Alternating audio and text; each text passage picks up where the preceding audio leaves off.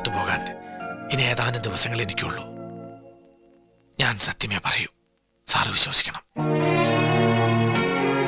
കഴിഞ്ഞ ദിവസം പ്രാർത്ഥന കഴിഞ്ഞപ്പോൾ എനിക്കൊരു ഉൾവിളി ഉണ്ടായി. ദൈവം എന്നോട് പറഞ്ഞ പോലെ എനിക്ക് തോന്നി, ഞാൻ ഈ ഭൂമി വിട്ടു പോകുന്നതിന് മുൻപ് ആ സത്യം ആരോടെങ്കിലും പറയണമെന്ന്.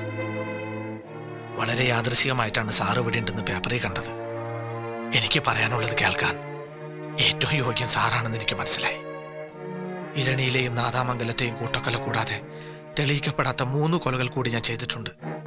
തമിഴ്നാട്ടിൽ ആദ്യത്തെ കൊല നടത്തിയത് കൊള്ള നടത്തിയ ശേഷം ആത്മരക്ഷാർത്ഥമാണെങ്കിൽ കർണാടകത്തിൽ 2 പേരെ കൊന്നത് ദൃക്സാക്ഷികൾ ഇല്ലാതാക്കാനായിരുന്നു. തുടർന്ന് എനിക്ക് മനസ്സിലായി, ആ കൊലകളിൽ കാരണമില്ലാത്ത ഏതോ രസം എനിക്കുണ്ടായിരുന്നുവെന്ന്. നാദാമംഗലത്തെയും ഇരണിയിലെയും കൂട്ടക്കൊലയ്ക്ക് മുൻപ് ഞാൻ പൂർണ്ണമൃഗമായി തീർന്നിരുന്നു. ഇതൊരു കൺഫെഷനാണ്. ആണെങ്കിൽ ഫാദർ ഗോമസിനോട് മതിയായിരുന്നു, എന്നെ മൃഗത്തിൽ നിന്നും മനുഷ്യനാക്കി മാറ്റിയ മനുഷ്യസ്നേഹി. ഇല്ലെന്ന് വിശ്വസിച്ച ദൈവം ഉണ്ടെന്ന് തെളിയിച്ചു തന്ന മഹാൻ. പക്ഷേ അദ്ദേഹത്തിന് പോലീസിന്റെ ജോലി ഇല്ലല്ലോ സാർ. മനസ്സിലായില്ല. ആ 7 കൊലകളിൽ ഒരെണ്ണം ഞാൻ ചെയ്തതല്ല സാർ, മറിച്ച് 6 എണ്ണം ഞാൻ ബോധപൂർവം തന്നെ ചെയ്തതാ. ആ വീടുകളിൽ കൊള്ള നടത്തിയത് ഞാൻ തന്നെയാ.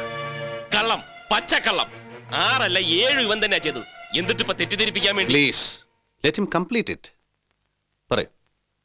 ഇങ്ങനൊരു രഹസ്യമല്ല, സത്യം ഇപ്പോൾ പറയുന്നുകൊണ്ട് യാതൊരു ദൈവോദാക്ഷിണ്യമോ ആരിൽ നിന്ന് ഞാൻ പ്രതീക്ഷിക്കുന്നില്ല. ഞാൻ ചെയ്ത കൊലകളിൽ ഒന്ന് കൂടിയാലും കുറഞ്ഞാലും ഈ ശിക്ഷയിൽ ഒരു മാറ്റവും ഉണ്ടാവില്ല എന്ന് എനിക്ക് നന്നായിട്ടറിയാം. ഞാൻ പൂർണ്ണ മനസ്സോടെ സ്വീകരിച്ച ശിക്ഷയാണിത്.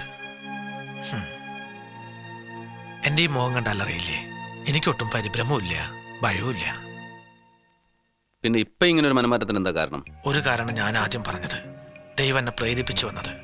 മറ്റൊന്ന്, 7ാമത്തെ കൊല ആര് ചെയ്തു അവർ ഇന്ന് സമൂഹത്തിൽ മാന്യരായി കഴിയുന്നുണ്ടാവണം. തങ്ങളെ തൊടാൻ ആർക്കും കഴിയില്ലെന്ന അഹങ്കാരത്തിൽ. അസത്യം പറയുന്നതിനേക്കാൾ പാപമാണ് സത്യം പറയാതിരിക്കുന്നത്. അതുകൊണ്ടാവണം ദൈവം ഈ അവസാന നേരത്ത് ഇത് പറയാൻ എന്നെ പ്രേരിപ്പിച്ചത്. ആരാണ് ഇതിൽ 7ാമത്തെ ആൾ?